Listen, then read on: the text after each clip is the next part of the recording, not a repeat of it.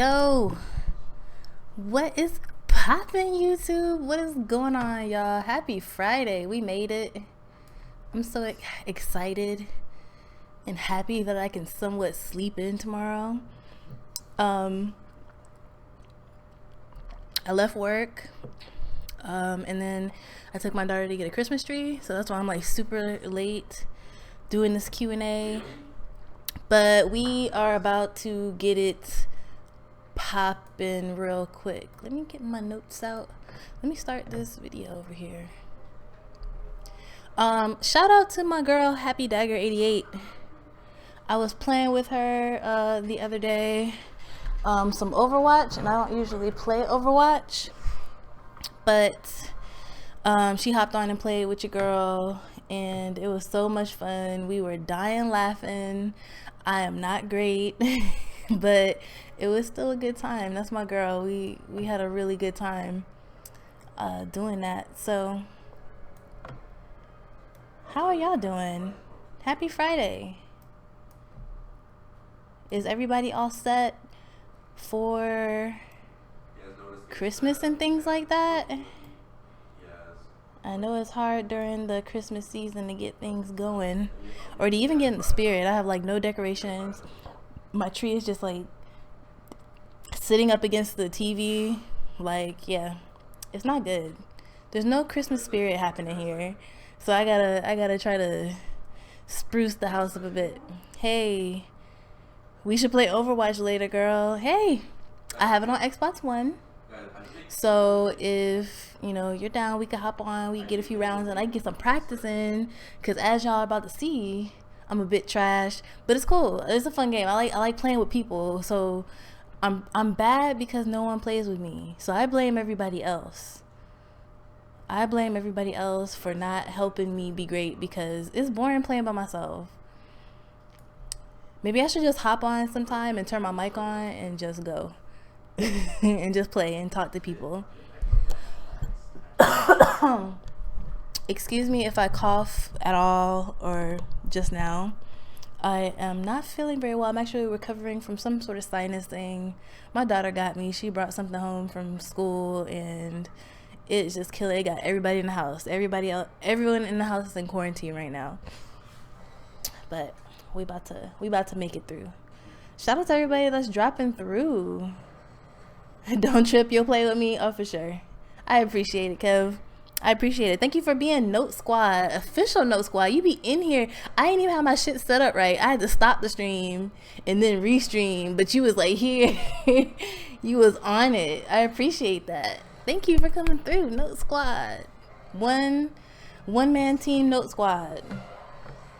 I didn't need team in that sentence. I could have just left it at squad, but whatever.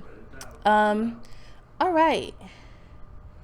So I was gonna prepare like some pictures and stuff for this stream. The first thing we're gonna talk about is who do I think should play Zaddy Geralt for the Witcher Netflix series. That is right. You heard me. I saw this tweet like last week and I was like, no, they for real? They really about thanks, because I love you. Oh, thank you. I love you too. I love you. And I love all of my sub people that come through. Oh, you know what? Let me, I think you guys really liked that I had the chat up last time. So I'm going to put the chat up again. Because I think it's kind of cool. Can't really see it good. But, you know, whatever. I can make it bigger. But that's fine. That's cool. We'll just leave it like that. So now everyone can see that Kevin loves me and loves my channel. So I put that there. Oh, I'm not going to give you guys a plague through the screen. I'm so sorry. But yeah, I really want to do this Q&A since I missed last week's Q&A. So yeah, I wanted to get into it even though I'm a little bit sick, even though I'm under the weather and I'm trying to get this Christmas stuff going. I still wanted to drop through and do this Q&A for you guys because I really want to talk about this, especially who I think should play Geralt of Rivia in the Witcher Netflix series. So here's a story. Daredevil writer Lauren Schmid Hirsch Rich, Hirsch, whatever, will be writing the TV version and acting as a showrunner and executive producer for The Witcher on Netflix. I don't really know if that's a good thing or a bad thing. She wrote the second season of Daredevil, and she wrote something else as well. I was trying to read up on her and see, but some people were saying, you know, the second season of Daredevil wasn't really all that great. So we don't know how to feel, whether, you know, she's doing good or she'll do bad with the series or whatever. But I feel like as long as I have high hopes for it in general, just because the Witcher lore is super dope. I don't know that much about it, only from what I've played in the game, but I heard the books are really good, and from my understanding is the series is going to be based on the books. So this will be cool. It's kind of like how book readers of Game of Thrones are in their own little world, because the book is a little bit different than the actual TV series. It's kind of like that. Like I have excuse me, I have this basic understanding of the Witcher lore from the video game, but I heard the books are a lot different and there's a lot of lore behind it. So it'll be like a second little world within the Witcher universe that I can enjoy. So I'm super excited about it. And I think as long as they focus on the writing and focus on, you know, being canon or sticking close to the source material, they'll do good and they'll get a lot of support backing it, and especially if they cast a good Geralt of Rivia. That has to be it. I don't care about nobody else. They can cast Yennefer as whoever, they can cast Ciri, I don't really care. Geralt has to be on point.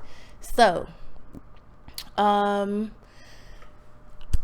gonna just say a few that I think would be good Geralts of Rivia, and okay, bear with me on this one. Don't like cut me off on this one.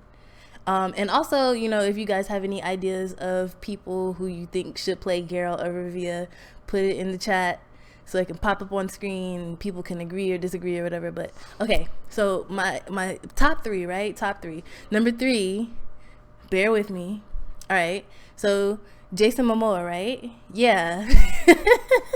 Jason Momoa. He was Khal Drogo. Y'all know I'm from Khal Drogo. I think that was like one of his first things. No, it wasn't his first thing. His first thing was Hercules. Y'all remember that Hercules movie? Before The Rock did the Hercules. There was a Hercules movie, and it was Jason Momoa. I think it was like his first movie. I don't think anyone really knew who he was. He was just Hercules. Didn't matter. So he was Hercules, then he was Khal Drogo, and now he landed Aquaman, and he's doing really good. And he even has a show on Netflix. I forgot what it's called, but he's like in the wild, and he's some dude, and his beard is all big, and hair is flowing, and he's in the woods. So when I saw that series on Netflix, I was like, okay, I feel like I feel like Jason Momoa could be, if they use enough, you know, hair and makeup and stuff like that. I mean, he has a size, he has a nice build, throw that Geralt armor over it. I think he could do it. I think they could pull it off. And he has just a big of enough following in the comic book movie universe, as well as in fantasy with Game of Thrones. I think it'll pull a lot of people that haven't heard of The Witcher in, and people that do know The Witcher, I think, would support it just because he's Jason Momoa. He's done other good things. We know that he can do it. So that is my number 3. And okay, my second one, and I haven't really seen a lot of him, but when I saw a picture of him, I was like, I could see that if they dressed him up good. And his name is Anson Mount. A lot of y'all probably heard of him from Hell on Wheels. It was some sort of motorcycle series that used to come on. I didn't watch it, so I don't even really know what his acting was like in that. But Anson Mount also is the voice actor for the main dude in The Evil Within and The Evil Within 2. So he has like experience with voice acting and in the video game world in itself. So I think just with that clout on him that he could pull it off. Damn, I should have really had pictures so I can show you guys these people. I know you guys know what Jason Momoa looks like. But Anson Mount kind of has like that long hair, part down the middle. He actually looks a lot like the Evil Within dude, now that I think about it. He looks a lot like him. And I feel like if they fix him up, give him some gray stubble and some white hair and all that stuff, I think he could pull off being Geralt of Rivia. And he kind of has like that voice where, because like Geralt is in this land, right? He's in this land and everyone has like this weird English or Irish or like really accent, like an accent, but Geralt doesn't really have an accent, at least not in The Witcher 3. He sounds like some normal dude that you can like talk to on the street now. Like he doesn't sound like, he's not, oh, hearily there, thou and that. He's not saying shit like that. He sounds normal as fuck in this world of just like people that have all these accents and shit. So that's the Anson Mount has that like has that voice. So tell me what y'all think.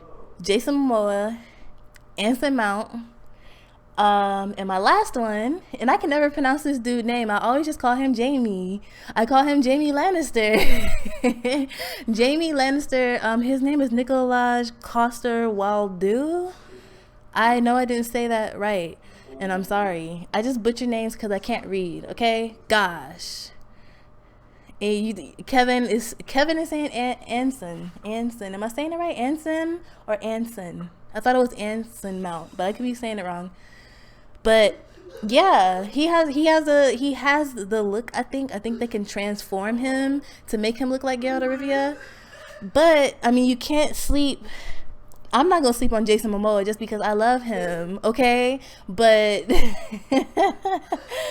but I'm going to say that Nikolaj Coster-Waldau, I'm not saying that right, but I don't care, or Jaime Lannister from Game of Thrones, I think he could do it. Do y'all remember that scene in Game of Thrones? And it's not really a spoiler because it's not really saying anything, but that one scene where he was in the tub and he had his hand all fucked up and he was in the tub with Brienne of Tarth and he was like mumbling, but his voice was like super raspy and he looked all fucked up. I thought about that part and I was like, yeah, that could be Geralt of Rivia right there. I see it. I totally see it. I'm like, right here. Yeah, I see it.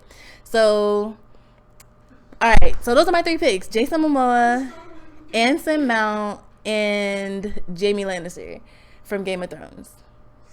So I don't know who they're gonna pick.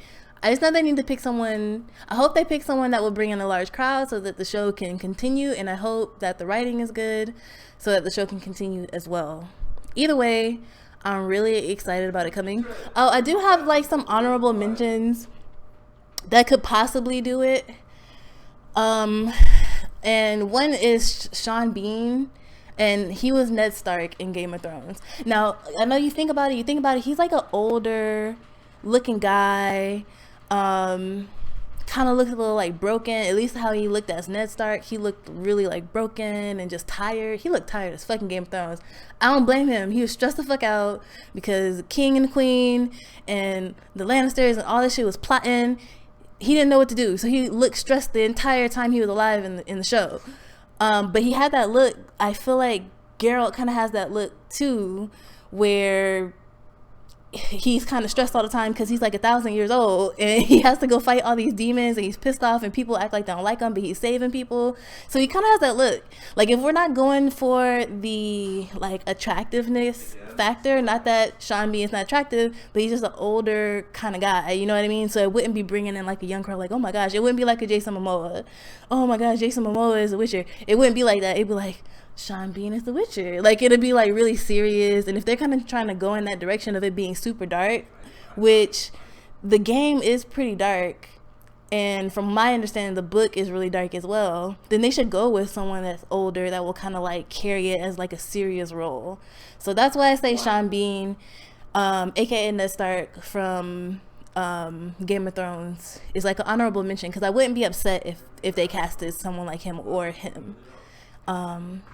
And another honorable mention, and I read like a bunch of different lists of people just putting their ideas together as far as who they think should be cast as Geralt of Rivia.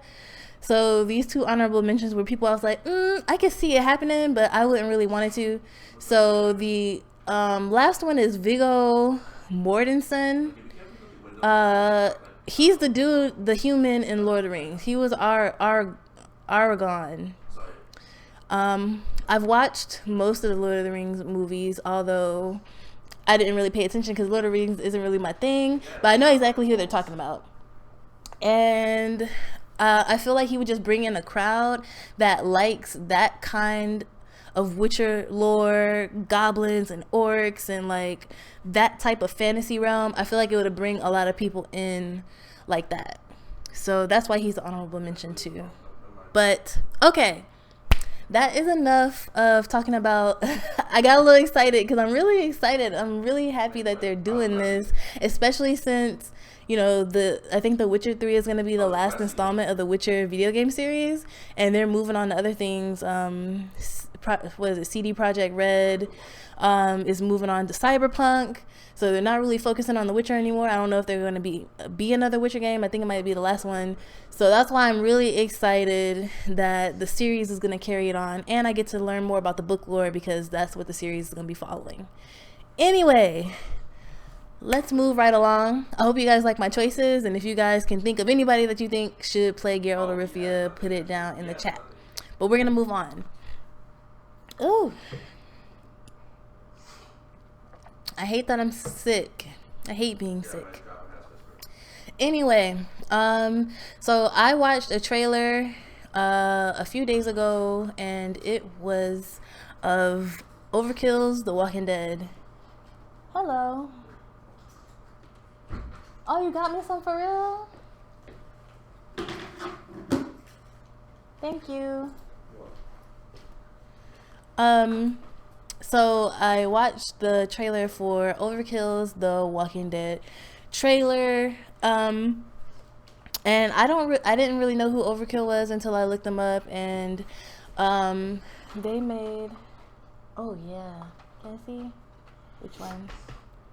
We got drugs because we're not feeling well, so nighttime and daytime, about to pop these pills because we don't feel good, y'all. We do not feel good. I cannot wait to feel better because I don't like it. The way I talk about The Witcher, you feel like you should play it. You definitely should play The Witcher. I played only The Witcher 3. I didn't play 1 or 2, but I like the way the story carries itself. I don't feel like you need to. There are parts where they like ask you questions about what happened in the previous Witchers, and you get to answer them and fill in your own story. So when you're answering, at least me, when I was answering the questions, I didn't really know exactly what I was saying when I was answering because I didn't play it.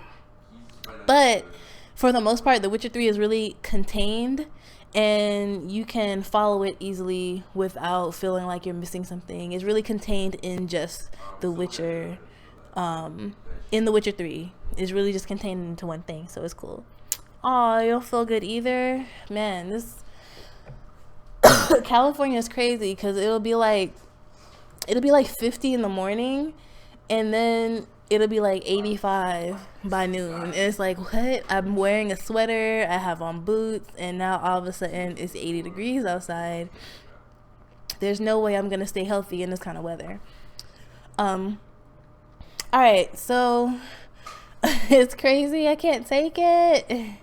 I cannot take it. So yeah, so the OverKill's The Walking Dead trailer, I liked it. And for the most part, I'm just happy that someone is carrying on The Walking Dead in video game version outside of the mobile app deal. I know the mobile app is really popular, but we all know Telltale's The Walking Dead really took that universe, took that license, took that universe, and made it into one of the most successful Telltale games, I think, and one of the most successful The Walking Dead pieces of the Walking Dead universe outside of the comic and the series. So Telltale was the first to do it, really. I mean, there was another Walking Dead game, but it didn't catch on. I remember playing it vaguely. A friend of mine reminded me about it, and I was like, oh yeah, I do remember that. But I like rented it for like 2 days, and that was it. And there was no talk around it. That was it.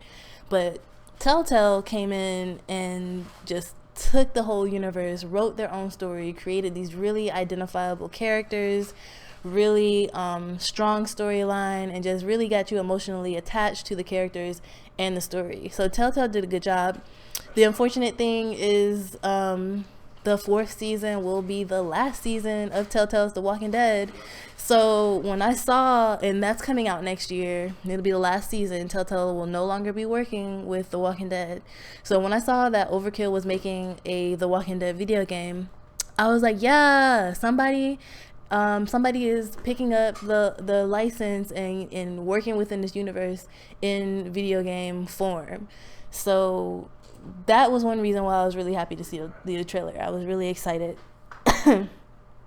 I wish I finished The Walking Dead, and I love the Xbox game too. Yeah, it was like on Xbox 360 or something like that, and you played as Daryl. I remember playing it vaguely, but it never caught on for me. But The Walking Dead, Telltale The Walking Dead, had me in there. I was waiting for episodes. I couldn't wait. Like, I was so excited when it took so long for season 3 to come out. I was really upset, and then I was upset that Clementine wasn't the main character in season 3. But then when they introduced us to these different characters in season 3, the story and the writing was so good that I was like, oh my gosh, I love these characters too. So now I'm just really sad that they're ending the series, but I'm pretty sure they're gonna end it on a good note, because I mean, they've just done so well so far. But anyway, back to Overkill's The Walking Dead. That's the reason why I was so excited that another video game company is picking up this license and this title, working within this universe. And so if you haven't seen the trailer, I recommend go check it out. But basically it follows the main character, Aiden, and it is basically just showing you a cool cut scene at the beginning where he's like coming from work or something like that, and he's having normal everyday issues. His mom is calling him, his brother's calling him, all this stuff, and he's just like, oh my gosh, regular life is killing me, it's too much. And then it went from that to just boom, this huge apocalyptic world, and everything is all tore up and messed up, and his clothes are all messed up, and now there's zombies. So we know, we've seen this play out in many forms. When at one point things are normal, then all of a sudden everything goes to hell. So I thought the cutscene was good, and it ends on a point though where the main character, he's walking up and he just starts making all this noise. He's like beeping on a car, and he alerts all these walkers, and so now he's dealing with a horde, and he pulls out his bat and it's like, yeah, we'll get it on, we about to lay some hands to people. And so to me, I was like, playing Telltale The Walking Dead game, watching the series, reading the comic, you know that in this world, the walkers are not a game. The walkers aren't something that you play with, or that you try to be like a badass, oh my gosh, all this stuff going on, I'm about to kill all these zombies. It's not that type of series. It's not like Dead Rising. It's not like where you run through and you just kill as many zombies as you can and you never die type deal. It's really like an emotional attachment series. The Telltale game was an emotionally attached game. The comic is the same way, and you really feel when you lose a character. So how they had him like nonchalantly like about to kill all these zombies, I just felt like, I hope that they're not just grabbing the Walking Dead name and throwing it onto a zombie like hack and slash or something like that, because that's not what the Walking Dead universe or the series is about. So I'm wondering if it's going to be like a story driven like Left 4 Dead type deal, which there's nothing wrong with Left 4 Dead. I love Left 4 Dead. Left 4 Dead is an awesome game, Left 4 Dead 1 and 2. So there's nothing wrong with that, but attaching the Walking Dead name to it, knowing that this title and this license and everything associated with it is really emotional and it's about human survival and all this other stuff, I just hope they don't take it and think just because they put that name on it that they can just do whatever with it. So I hope if they're gonna use it, that they use it right. That's pretty much what I'm saying. But Overkill, I mean, I think they had a lot of success in the past. They made Payday 2, and then they did some sort of mobile app for Payday as well, and then I think they're working on Payday 3. And the Payday games are like a first person shooter where you can go through and operate heists and like robberies or whatever, and smuggling or stuff like that. So I can see how they can turn this Walking Dead game into like something like that, where it's like you enter this stage, you have an objective, you get from point A to point B, and then that stage is over, then you pick the next level. I can see how it can kind of be that, but I just hope that they keep it emotionally driven, have heavy decisions and crucial thoughts and choices about what you do, and not just get from point A to point B like a Left 4 Dead or Left 4 Dead 2, which, like I said, there's nothing wrong with it. It's just not this type of game. But anyway, if y'all have checked out OverKill's The Walking Dead trailer, let me know what you think about it down in the chat. Until then, we are going to move right along. I want to talk about, is VR gaming the future?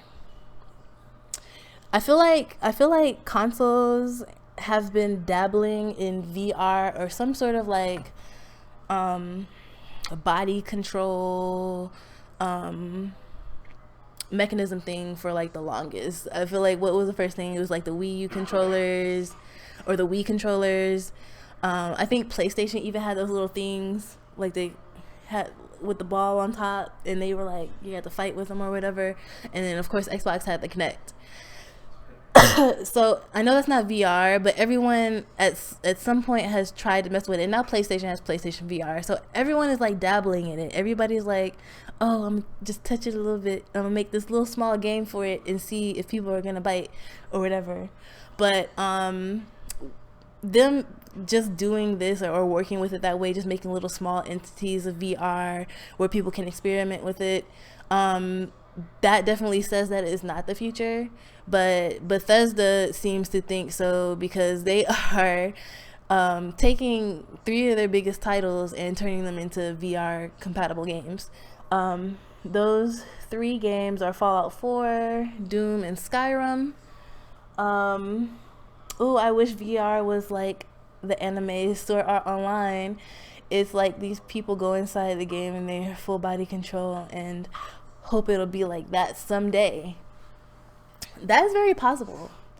And I think Bethesda thinks it's possible too, because like I said, they put their 3 most known games up for experimentation with VR, and they're pretty much just testing them with the current technology available. So the question is, I'm gonna stop coughing on the mic like that, y'all. I'm so sorry. I'm so sick. I don't want to be sick anymore. I didn't even have my voice this morning, y'all. It was so bad. It was so weird. I was like I was like screaming, and I was like, it was terrible because I couldn't scream, and I was screaming because I was sick, and like if I was dying, no one would hear me, and I would just die because my voice was gone this morning. It was terrible.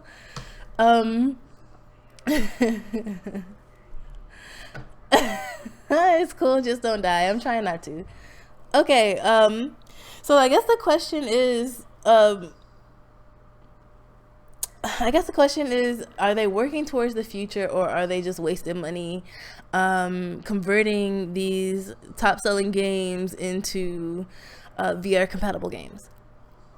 There have been a lot of complaints regarding these 3 games and their VR capability, most of them being some sort of issue with combat mechanics, and the other being just nausea because people can't handle all the directional shit going on when their whole face is in the headset, and they have the world scaled to your house, and like you're looking around. I mean, I can see how that can just fuck you up, like have you on the floor.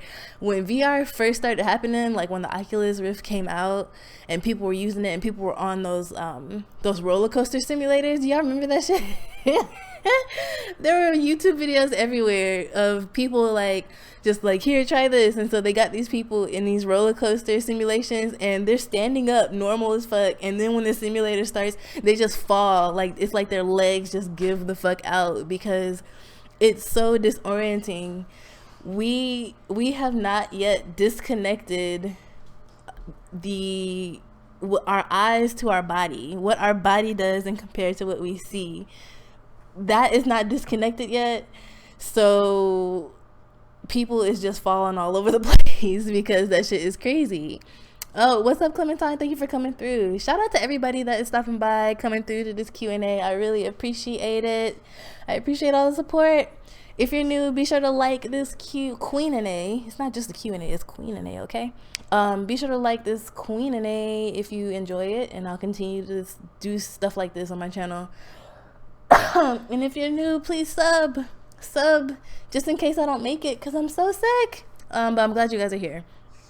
Anyway, so yeah, those are the two main issues when people talk about the VR, or at least with these three games from what I've been reading. It's the combat mechanics, people not being able to aim properly. It kind of takes away the immersion because you're trying to fiddle with the thing, trying to aim your gun and you're missing or whatever. And then the nausea from just moving around too much, like Skyrim VR, for example.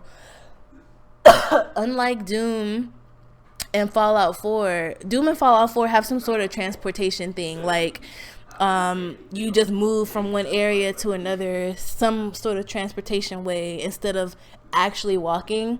Well, in Skyrim you use joysticks and you walk, and you find yourself getting all disoriented and fucked up because you're like, oh my gosh, my body's not moving, but I'm moving. So you just start freaking out and you get disoriented or you get nauseated. So that's what a lot of people complain about. So it just makes you think, is VR too intense for us at the moment? Are we able to disconnect what we see as opposed to what our body is actually doing or what our body thinks is doing because of what we see? Are we able to disconnect that to make these games more enjoyable? Or do we figure out a way to transition, like how Doom or Fallout 4 does, transition you from section to section without taking away the immersion or feeling like you're just in like one of those shooting rally things, like when you go to the carnival and you just stand there and you shoot stuff, or like Duck Hunt. You don't want it to feel like a Duck Hunt where you're just going from area to area and shooting shit. Like, that'll be boring. So I think they have to find a healthy medium between that. And outside of that, just quirks like bad alignment or synchronization of you trying to aim and shit. Like, I can see how that can be bad. The bottom line is these three games, Skyrim VR, Fallout 4 VR, and Doom, they weren't built to be VR games. So that's what we have to come to grips with. These games that they're doing, while they're doing a good job of converting them into a format to where it can be VR, they weren't built for it. So there's even some points where you're staring at this giant menu in VR. In Skyrim, when you're buying shit or if you're crafting or whatever, you're just sitting here staring at a big ass VR crafting menu. Like, why do we need this? So I think they have a lot to work with, but they have to figure out how to make it where it's more comfortable for the person using it. So what I think about what Bethesda is doing with VR and them converting these three games, Fallout 4, Skyrim, and Doom, into VR capable games. I think that they are smart as fuck. Bethesda's smart. I do think that the further we go, the more VR games are going to come out, because I feel like that could be the next step.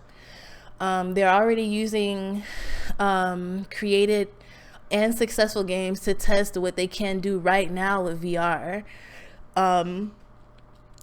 They're seeing the quirks, bugs, and all the issues that come with this current VR technology, but because they're seeing all these complaints from people that are using it now, all they're doing is just taking all this information to build something in the future.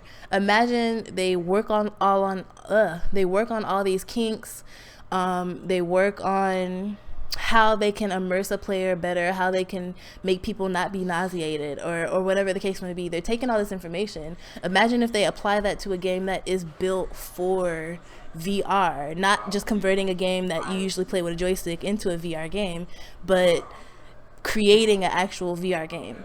So I think there's already other companies that are doing this, creating just specifically VR games, and that's great. But I think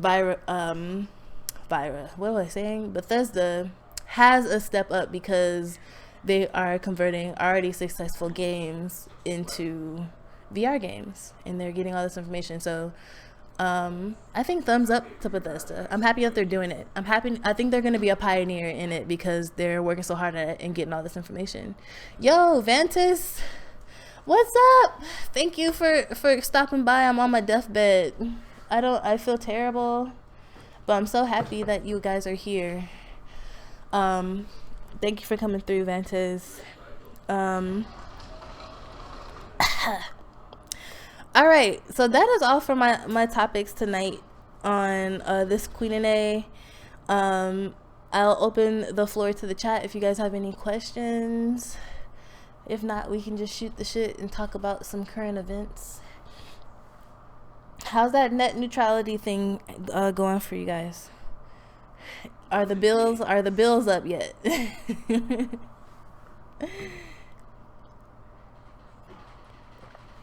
I honestly don't think, not that I don't think, I mean, it can really turn into or be anything at this point. Basically, it's just a battle of big bank take little bank type deal. Cable companies. Oh, you've been here for a few minutes. Thank you, Vantis. So you hear me here struggling, struggling to talk and breathe. Don't die. I'm not. I just need some Mucinex. I'm gonna be okay. I'll survive the night. I promise. I promise. But, geez. Once again, shout out to Happy Dagger 88. That is who I'm playing with here in this Overwatch video, which I am scrubbing it up as. But it's all good.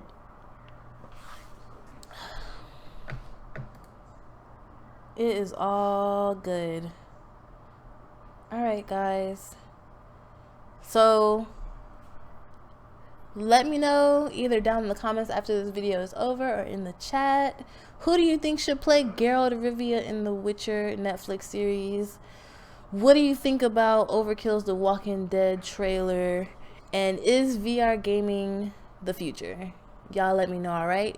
People that watch this in the future, y'all let me know, alright? Comment down below. I should be streaming later. I couldn't even think of like a thing. I should be streaming soon. Probably not over the weekend because I'm still doing Christmas things. But maybe Monday or Tuesday. If it's not Monday, it's definitely gonna be Tuesday. So I'm gonna see you guys then. Until then, I'm gonna go take some medicine and go to sleep. So I hope you guys have a wonderful weekend. Happy Friday. And be easy, alright? Peace.